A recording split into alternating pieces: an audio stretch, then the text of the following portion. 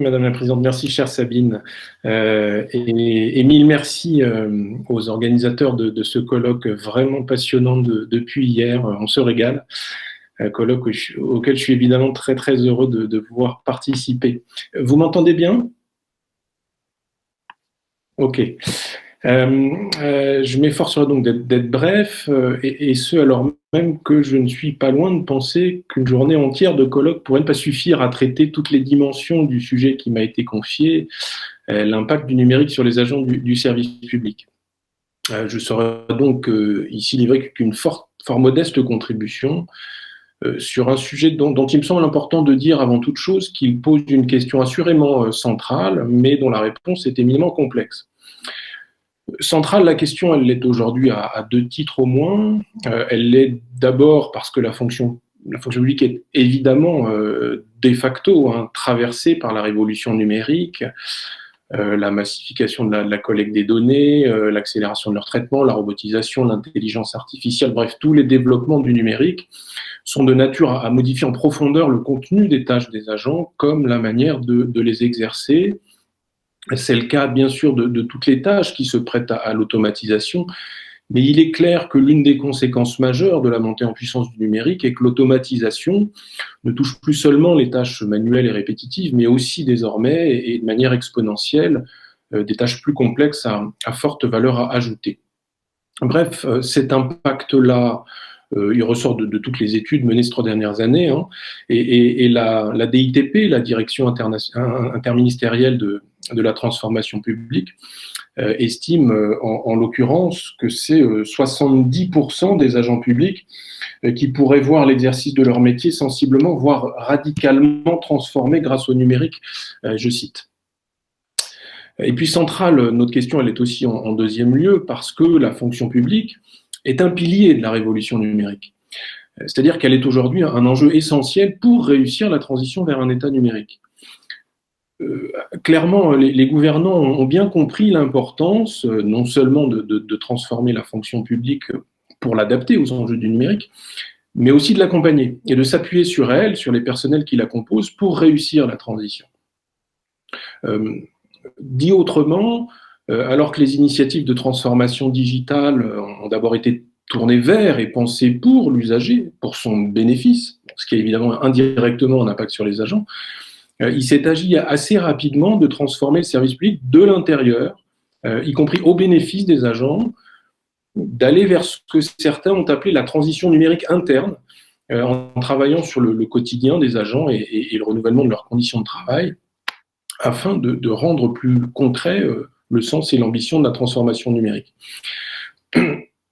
Ça, c'est une direction qui s'est imposée d'abord théoriquement, à travers le fameux principe de symétrie des attentions, largement mobilisée par la doctrine numérique investie dans la transformation publique, qui est issue du management privé et qui postule que l'amélioration de la qualité de service offerte par une entreprise à ses clients doit être symétrique d'une ambition semblable auprès de ses propres collaborateurs.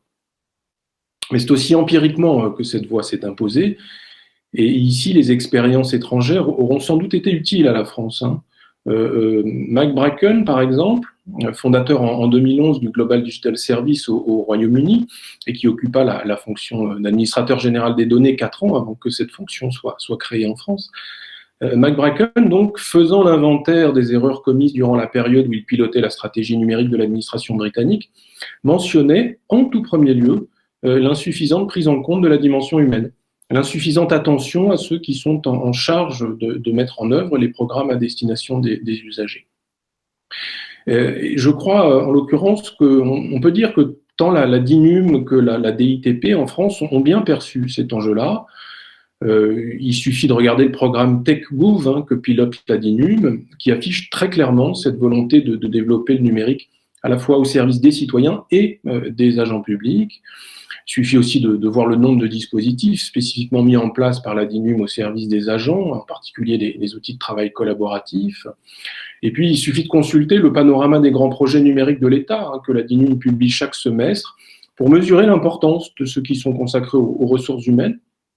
C'est bien simple, sur la quarantaine de projets en cours, le thème des ressources humaines rassemble à lui seul 11 projets, là où tous les autres thèmes n'en connaissent le plus souvent qu'un seul et exceptionnellement deux ou trois. Et puis on pourrait citer à l'identique les actions de la DITP, qu'il s'agisse des projets qu'elle finance, pour lesquels on voit bien que l'impact et la plus-value pour les agents participent des critères de sélection, ou qu'il s'agisse des dispositifs d'accompagnement, des réorganisations qu'elle met en place. Je pense notamment aux équipes de coaching ou à l'équipe sciences comportementales. Bref, la transition numérique est assurément à l'œuvre, la transition numérique interne. Pour autant, répondre à la question de l'impact du numérique sur les agents du service public s'avère aujourd'hui éminemment complexe, pour deux raisons au moins. La première, elle tient à l'extrême variété des situations à prendre en compte. D'abord, on est obligé de distinguer le cas des agents publics de celui des salariés du service public. Et on pourra certes projeter des incidences communes, notamment dans les modalités de la relation à l'usager, voire dans certaines modalités de travail. Mais par construction, les salariés du service public échappent largement à l'analyse des impacts structuraux qui sont propres à la fonction publique. Ensuite, les situations peuvent être très différentes entre les trois fonctions publiques. Par exemple, dans la fonction publique hospitalière, les personnels dont plus des 2/3 des effectifs sont des soignants sont globalement moins impactés par la numérisation que dans les deux autres versants, ce qui ne veut pas dire évidemment qu'ils ne le sont pas. Quant à la fonction publique territoriale, spécifique par elle-même, elle est clairement marquée par une numérisation que je qualifierais à géométrie variable. Parce que d'un côté, sa structure organisationnelle a favorisé les procédés innovants à petite échelle, de sorte que certaines collectivités ont été en pointe, non seulement dans la dématérialisation des services, mais aussi dans celle des process internes, type dématérialisation des entretiens professionnels, c'est-à-dire du compte-rendu de l'entretien, ce que la DGAFP a d'ores et déjà prévu de généraliser pour les agents de l'État. Les collectivités territoriales ont souvent été ces start-up d'État que l'État cherche à promouvoir pour sa propre administration.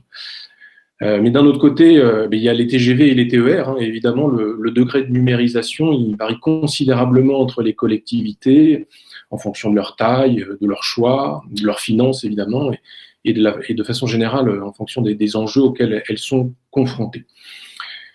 Puis enfin, les situations sont aussi très différentes au sein d'une même fonction publique, selon le niveau hiérarchique d'abord, plus largement selon la catégorie socio-professionnelle, qui dessine des niveaux très différents d'utilisation des outils numériques, et puis selon la nature des fonctions ensuite, évidemment, puisque l'impact du numérique n'est concrètement pas le même pour un enseignant ou un gestionnaire, et on pourrait multiplier les exemples s'il ne s'agissait ici d'enfoncer des portes ouvertes. Quant à la deuxième raison, d'un mot, pour laquelle il est extrêmement difficile d'évaluer l'impact du numérique sur les agents du service public, elle tient tout simplement au fait qu'on est finalement qu'au début d'un processus. Les transformations sont en cours. Ce faisant, l'analyse de cet impact ne peut être à bien des égards qu'une analyse prospective qui, de surcroît, soulève sans doute plus de questions qu'elle n'apporte de réponses. À partir de là, et une fois toutes ces précautions prises, je crois qu'on peut dire quand même que les incidences de la révolution numérique sur les agents publics tournent autour de deux grands sujets que sont l'évolution de la nature des missions et l'évolution de la manière de les exercer. Incontestablement, le numérique, d'une part, génère une reconfiguration des métiers et d'autre part, implique une réorganisation du travail. Deux points que j'aborde maintenant.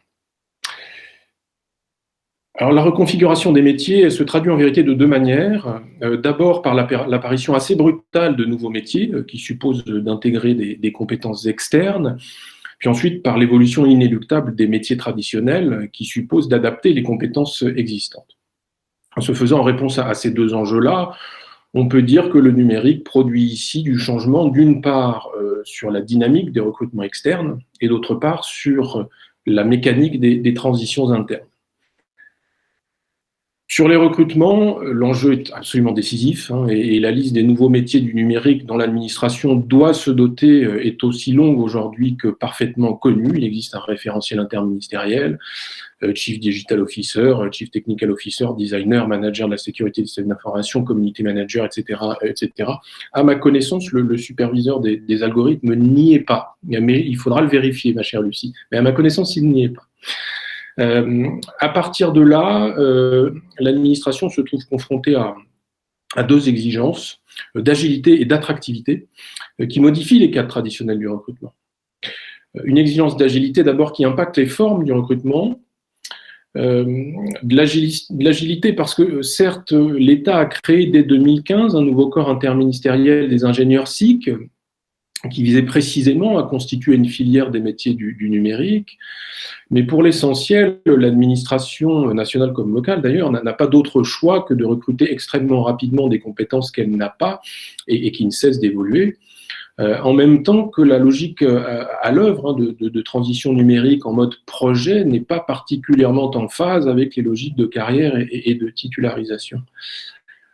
C'est pourquoi un des effets les plus évidents de la transition numérique est la contractualisation, la nécessité de recourir au contrat, ce qui me semble devoir rappeler ici deux brèves observations. La première, c'est qu'il y a là d'ores et déjà une réalité d'abord parce que la loi TFP de transformation de la fonction publique du 6 août 2019, officiellement en réponse à cet enjeu, a considérablement élargi les possibilités de recourir au contrat, même s'il y aurait ici beaucoup à dire, dans la mesure où, en vérité, le cadre juridique antérieur permettait déjà largement de recruter par contrat pour des fonctions spécialisées. En d'autres termes, je le dis de manière à peine voilée, le numérique est aussi un outil rhétorique au service de la modernisation de l'administration. Et puis une réalité déjà aussi ensuite, et ça confirme d'ailleurs ce que je viens de dire, parce qu'il existe depuis 2016 au niveau étatique un programme spécifiquement dédié au recrutement d'experts du numérique qui sont chargés pendant 10 mois de développer des projets de numérisation dans les administrations. C'est le programme Entrepreneur d'intérêt général qui monte un peu plus en puissance chaque année et qui dispose aujourd'hui d'un financement pérenne en loi de finances.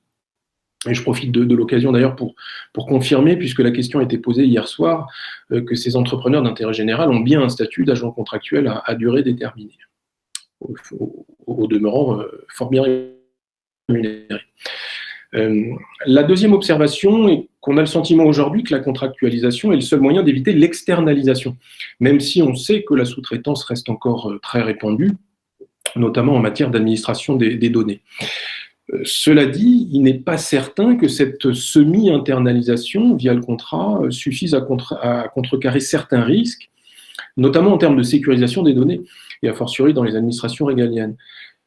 Ça, c'est ce qu'avait déjà pointé le rapport RL-Piron dès 2016, et ça a bien posé la délicate question des liens entre fonction numérique et souveraineté numérique, et ce faisant la question de la place que doit y occuper le contrat, ce alors même que, je le rappelle, le Conseil constitutionnel a estimé dans sa décision d'août 2019 qu'aucun principe constitutionnel n'exigeait de réserver des fonctions liées à la souveraineté à des personnels titulaires.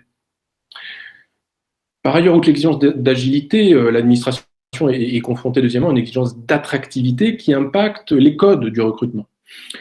Alors, il y a là, me semble-t-il, deux sujets, celui de la rémunération et celui de la séduction, qui sont pas forcément sans lien, évidemment. Sur la rémunération, alors certes, les salariés de la fonction publique ne pourront, les salaires dans la fonction publique ne pourront sans doute jamais rivaliser avec ceux du secteur privé pour attirer les tout meilleurs talents du numérique. Mais si on fait abstraction de ça, il ne faut pas non plus penser que l'administration est totalement enfermée dans les rigidités de la grille indiciaire et qu'elle ne dispose d'aucun levier. D'abord parce que l'enjeu est tel que rien ne lui interdit, et en tout cas certainement pas le principe d'égalité, de développer une politique de rémunération très attractive dans le cadre de ces recrutements par contrat, en particulier sur les fonctions support indispensables, et le programme Entrepreneur d'intérêt général en est d'ailleurs la preuve. Ensuite, parce que, y compris pour les recrutements statutaires, on pourrait tout à fait imaginer que l'enjeu justifie de légiférer et de recourir au procédé du statut spécial. Un statut spécial qui permet précisément de créer des corps dont les échelles de rémunération sont déconnectées de la grille indiciaire. Quant au sujet de la séduction, je veux parler ici de la capacité à attirer en particulier la génération des millennials, biberonnés au numérique, c'est-à-dire à sa technique, mais aussi à sa culture. Et on voit bien ici comment cet enjeu conduit à renouveler les processus traditionnels de recrutement. On le voit d'abord à travers les efforts qui sont réalisés pour développer une marque employeur, c'est-à-dire la mise en avant d'un projet qui soit suffisamment inspirationnel, comme disent certains, pour susciter les candidatures. Et ce travail sur la marque employeur, c'est en l'occurrence la première des mesures prioritaires du plan d'action 2020 de la DGAFP en matière de recrutement. Puis on le voit aussi ensuite à travers le renouvellement des méthodes de recrutement, type la mise en ligne des offres d'emploi sur les réseaux sociaux professionnels comme LinkedIn, ou encore l'organisation de séances de job dating, comme le fait l'Agence nationale de la sécurité des systèmes d'information, l'ANSSI, 2 fois par an dans ses locaux. Au-delà de l'enjeu des recrutements, le numérique soulève aussi la question des transitions internes, c'est-à-dire celle des conséquences pour les agents en poste de l'évolution de leur métier. Alors ici, il faut absolument lire les récents rapports de la DITP et du CNFPT, le Centre national de la fonction publique territoriale, sur ce que devraient être les métiers publics de demain. De l'agent d'accueil qui a vocation à devenir un conseiller individuel pour l'usager et qui sera investi de tâches plus complexes et plus responsabilisantes, au policier qui devra faire preuve d'une aptitude à l'analyse de données qui confinerait presque à l'ingénierie, clairement, et pour s'en tenir à ces 2 seuls exemples parmi la quinzaine de familles de métiers qui sont analysées, les mutations seront considérables et fût-ce à des degrés divers, aucun agent n'y échappera. Alors je serai volontairement bref ici et pour aller à l'essentiel, je crois qu'on peut dire que ces mutations confrontent les agents publics à la double problématique d'une part du changement d'emploi et d'autre part de l'adaptation à l'emploi. Le changement d'emploi, il sera le plus souvent subi, parce qu'il est évident que l'automatisation est porteuse de suppression d'emplois, sans doute en particulier dans la catégorie C. Et clairement ici, la loi TFP de 2019 a cherché à répondre à cette réalité-là, en consacrant un dispositif plutôt bien pensé, je dois dire, un dispositif d'accompagnement et d'incitation aux transitions professionnelles en cas de restructuration, sur la base de mécanismes attractifs de formation, voire de rupture conventionnelle, mais en tout cas dans une logique qui porte clairement moins atteinte à la garantie de l'emploi que l'ancien dispositif de réorientation professionnelle issu de la loi de 2009, qui ne fut en l'occurrence jamais appliqué. Cela dit, la question elle reste beaucoup plus sensible dans la fonction publique territoriale. Les agents ne bénéficient pas statutairement des mêmes garanties en cas de restructuration, alors que justement, beaucoup de ces agents risquent d'être impactés tout simplement parce que c'est une fonction publique structurellement dominée par les emplois de la catégorie C. Cela dit, au-delà des restructurations, le numérique favorise aussi des choix de changement d'emploi, notamment parce que certains agents ne sont pas prêts à prendre le virage du numérique dans leur métier. C'est aussi une réalité dont le CNFPT en particulier n'a pas fait mystère. Quoi qu'il en soit, ces changements d'emploi, ils pourront aussi passer par le recours à la mobilité, bien sûr, mobilité que le numérique favorise lui-même, et qui peut aussi devenir un outil de redéploiement des compétences, aussi bien pour aller vers des métiers moins numérisés que l'inverse, comme l'illustre d'une certaine façon le dispositif « Partagez vos talents numériques » avec un point d'exclamation que pilote la DINUM. Quant à l'adaptation à l'emploi, alors il s'agit bien entendu ici de la question de la formation des agents, non seulement aux nouveaux outils et pratiques numériques, mais aussi donc aux nouvelles compétences qu'induisent l'évolution des métiers. C'est un enjeu évidemment essentiel et d'ailleurs l'un des grands projets numériques élu au titre du Fonds pour la transformation de l'action publique que pilote aujourd'hui la DGAFP est le programme Mentor, qui est une plateforme interministérielle de formation en ligne.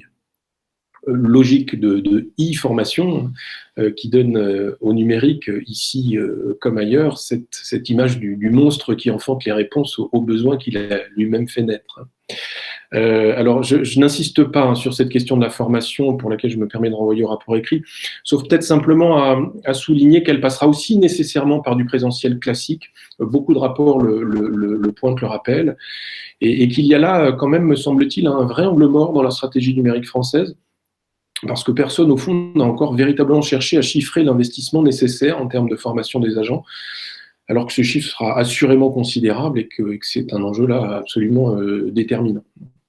Le numérique touche là, je crois, la limite de son propre idéal en termes de politique publique, à savoir faire mieux avec moins, comme l'affichait fièrement le rapport CAP 22. Outre la reconfiguration des métiers, génératrice de contractualisation et de flexi-sécurisation, vous l'avez compris. L'autre incidence majeure de la révolution numérique est donc incontestablement la réorganisation du travail. Alors derrière cette réorganisation du travail, il y a, me semble-t-il, deux tendances lourdes, deux phénomènes qui viennent bousculer les cadres traditionnels du travail public, à savoir d'une part une altération des logiques verticales d'organisation et d'autre part une acculturation aux logiques digitales de distanciation. Alors je m'en tiendrai à l'essentiel. L'altération des logiques verticales d'abord, elle est évidente parce que le numérique produit de l'horizontalité à la fois dans la gestion et dans le management des agents. Dans la gestion d'abord, ça c'est une conséquence directe de la plateformisation, du partage de l'information au sein et peut-être surtout entre les administrations qui remplacent assez progressivement les fonctionnements étanches issus des organisations traditionnelles en silo. Ce faisant, on assiste d'une part au développement de dispositifs de mutualisation des systèmes d'information entre les ministères, en particulier en matière de ressources humaines, ce qui favorise et dynamise incontestablement la gestion prévisionnelle des emplois et des effectifs. Et ça, c'est notamment l'objet du programme Renoir au niveau étatique, hein, dans le cadre du SIRH 2022 que pilote la DGAFP. Et puis d'autre part, on assiste aussi évidemment à l'accélération des logiques de portail, qui sont génératrices de circularité de l'information pour les agents et qui favorisent en particulier leur mobilité, non seulement au sein de leur ministère ou collectivité, mais aussi dans l'ensemble j'allais dire de là, mais des fonctions publiques. Et une bonne illustration ici est la plateforme Place de l'emploi public, hein, lancée en février 2019, et qui concentre les offres d'emploi des trois fonctions publiques, et qui est d'ailleurs désormais accessible en version application smartphone. Puis enfin, il faudra aussi évoquer le développement des outils qui favorisent une circulation rationnelle de l'information au service d'une meilleure gestion des agents.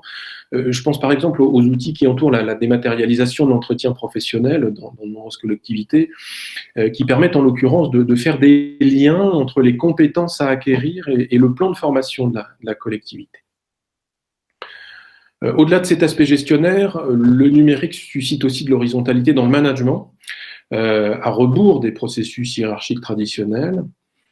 Alors d'un mot, c'est là une conséquence tout à la fois du partage des bases de connaissances encore et de l'émergence d'un fonctionnement des services en mode projet qui laisse place au workshop et à ce que la doctrine numérique appelle la pensée design, bref, un mode collaboratif qui repose sur l'autonomie et la concertation. Alors, fut-elle sans doute encore en jachère, cette logique de management dit agile bouleverse incontestablement les habitudes bureaucratiques, tant du point de vue des processus décisionnels que de la fonction d'évaluation par les cadres. Et je voudrais simplement souligner ici qu'en vérité, et ça ressort de nombreuses études, ce sont surtout les managers eux-mêmes qui éprouvent bien souvent le plus de difficultés à se faire à ce changement. Attachement à leurs compétences traditionnelles qui marquent leur statut social, doute sur l'intérêt de la révolution digitale, crainte d'une concentration de leur action sur le pilotage et sur un suivi d'activités trop liées aux multiples indicateurs que fabriquent les outils de reporting, et de façon générale et peut-être surtout, crainte d'une remise en cause de leur autorité. Tout cela crée des résistances, et c'est un enjeu fort puisqu'on sait que les résistances managériales sont une des causes des mouvements de rematérialisation des processus et ou documents. Ça a été constaté en particulier dans la fonction publique territoriale. Je terminerai en évoquant brièvement l'autre aspect majeur de la réorganisation du travail public, à savoir l'acculturation des agents aux logiques digitales de distanciation. On peut dire, je crois, que le numérique confronte les agents à un double phénomène de distanciation vis-à-vis de la communauté de travail, d'une part, et vis-à-vis de l'usager, d'autre part. Vis-à-vis de la communauté de travail, c'est bien sûr la conséquence du développement du travail à distance, hein, qui renferme en vérité deux situations, qui les enferment aussi. Il y a d'une part ce qu'on peut appeler le travail mobile, ou nomade, qui concerne quasi exclusivement les cadres, qui n'est pas tout à fait nouveau, mais pour lequel, évidemment, les outils numériques démultiplient les possibilités de travailler sur plusieurs sites, en déplacement, ou bien au domicile, en dehors des heures de bureau. Et puis d'autre part, et surtout, il y a le télétravail.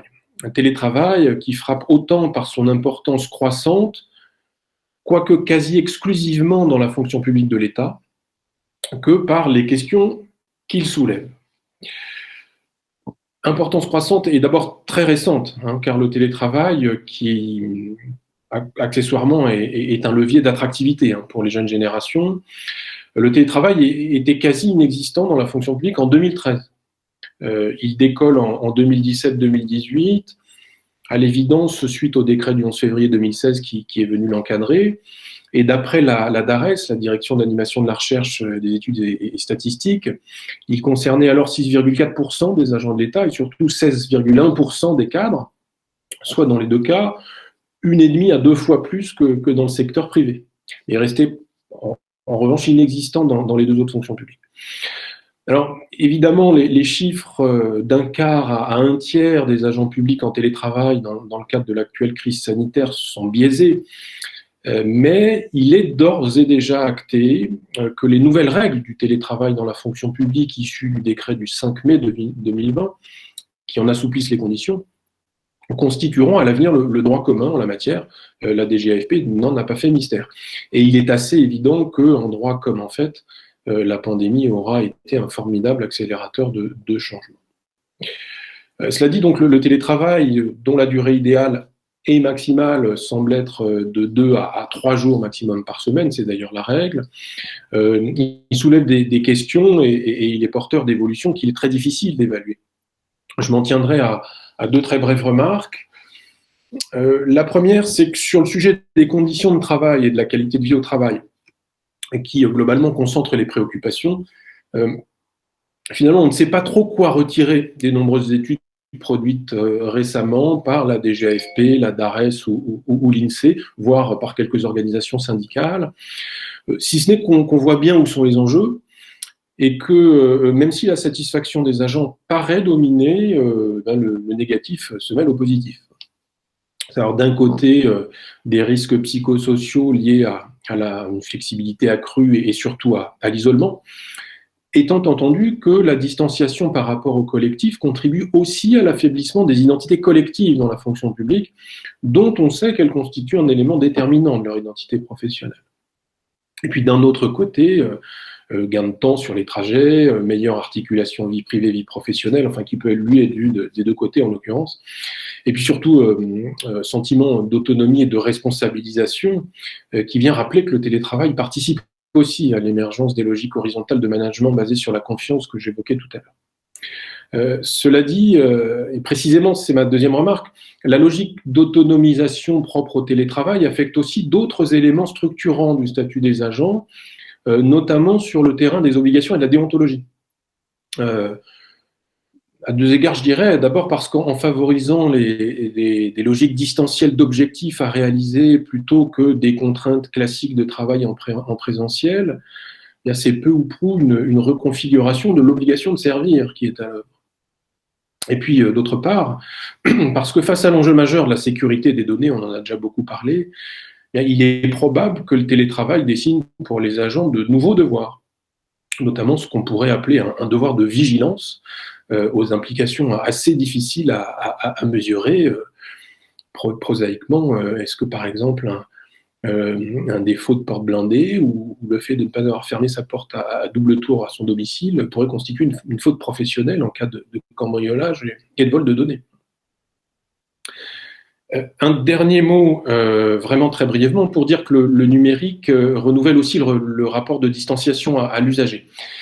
Et ce, dans 3 directions qui finalement se croisent. Puisque d'un côté, et premièrement, la digitalisation des procédures et l'augmentation des postes de back-office provoque un éloignement physique qui est marqué par une dépersonnalisation de la relation à l'usager. Et de ce point de vue, bien que certaines études montrent que cette dépersonnalisation ne s'opère pas forcément pour les agents à leurs yeux au détriment de la qualité de la relation à l'usager, comme si la déshumanisation était compensée par l'accroissement de la qualité du service, eh bien une telle évolution, là encore, n'était évidemment pas sans incidence sur les valeurs et l'identité professionnelle des agents publics, donc sur leur motivation, ce qu'on appelle la motivation de service public. Et pour rebondir sur les propos de Geneviève Couby ce matin, c'est pas tout à fait la même chose de s'engager au service collectif des usagers du service public ou de fournir une prestation individualisée à un utilisateur de services numérisés numériques. Cela dit, d'un autre côté, et deuxièmement, l'automatisation et le recentrage sur les tâches à plus forte valeur ajoutée favorise aussi sur les emplois de front office, pour le coup, par exemple un infirmier, un mouvement inverse. Un mouvement inverse qui est, lui, marqué par un enrichissement de la relation à l'usager.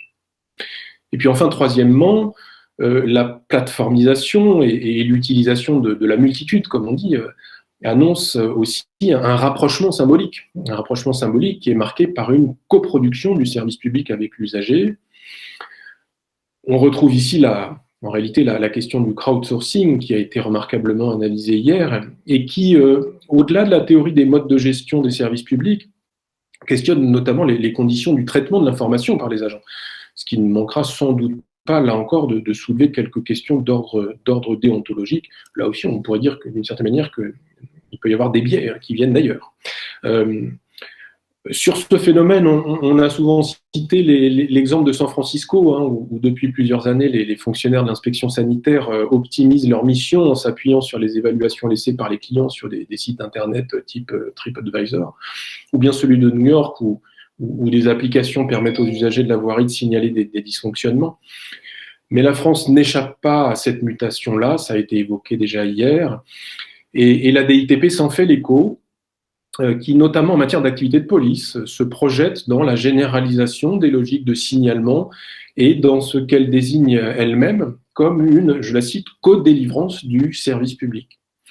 Et évidemment, et ce sera ma conclusion, même si on peut espérer être préservé des programmes de délation numérique tels que la Corée du Sud vient de les mettre en place, ces logiques de co-délivrance du service public interrogent, et elles interrogent jusqu'à la définition même, finalement, de la fonction publique. Elles viennent en tout cas rappeler que tout en tendant à l'agilité et au décloisonnement, eh bien, une fonction publique qui se numérise est, sous diverses formes, une fonction publique qui se privatise. Je vous remercie.